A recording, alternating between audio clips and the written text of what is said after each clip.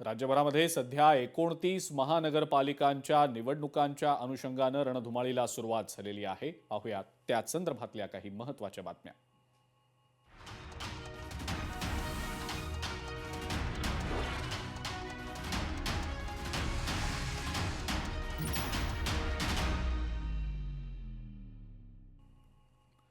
महायुतीच्या जागा वाटपासंदर्भामध्ये मुख्यमंत्री देवेंद्र फडणवीस यांनी एक महत्त्वाची प्रतिक्रिया दिलेली आहे।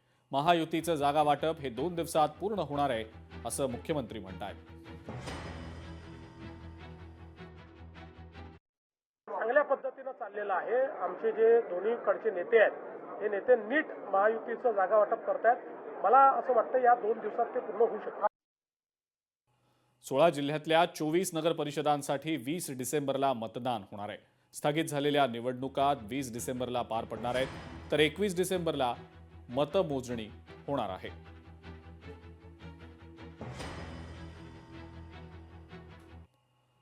ठाकरे शिवसेनेचा फायदा होत नसल्यानं काँग्रेसनं साथ सोडलेली असून काँग्रेसच्या मतांवर ठाकरेंची शिवसेना निवडून येत होती, अशी टीका शिवसेनेचे खासदार डॉ. श्रीकांत शिंदे यांनी ठाकरेंच्या शिवसेनेवर केलेली आहे। काँग्रेसच्या मतांवरती युपीटी आतापर्यंत निवडून आली। आमदारकी असेल किंवा खासदारकी असेल, जे काही मतदान मिळत होतं हे काँग्रेसचं ट्रान्सफर होत होतं, पण काँग्रेसचा त्यांना फायदाच काँग्रेसचा त्यांचा फायदा होत नव्हता। आज काँग्रेसने ते हेरून घेतलं, जाणून घेतलं की आता बाबा आमच्यामुळे हे लोक निवडून येतात। आज काँग्रेस जे आहे चांगला निर्णय मला वाटतं त्यांनी घेतलेला आहे, त्यांना शुभेच्छा। मंत्री आशिष शेलार यांनी पुन्हा एकदा एक ट्विट केलेलं आहे, जे सध्या चर्चेचा विषय ठरत आहे। ज्यांच्या जगण्यात उरला नाही भगवान राम, काय करणार हे मुंबईकरांसाठी काम, असा टोमणा आशिष शेलार यांनी आपल्या ट्विटच्या माध्यमातून ठाकरेंच्या शिवसेनेला लगावल्याचं बोललं जात आहे।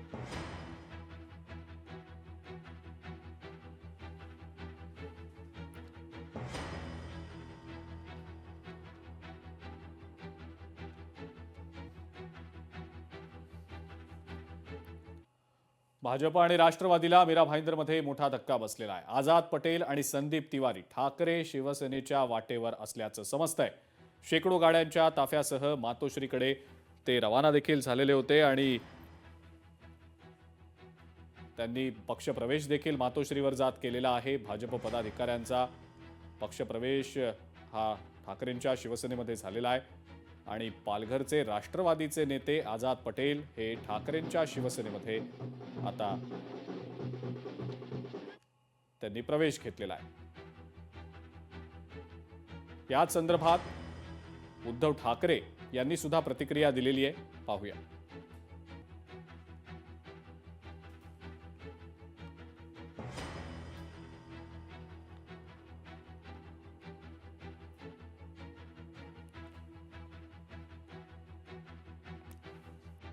सध्या जो काय अंदाधुंद कारभार महाराष्ट्रामध्ये आणि देशात चाललेला आहे तो फार भयानक आहे।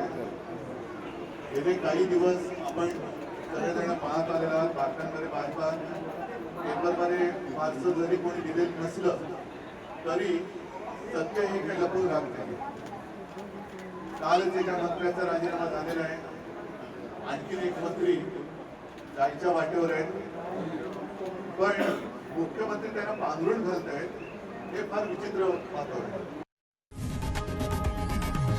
लोकशाही मराठी ऐका, पहा, जागरूक रहा।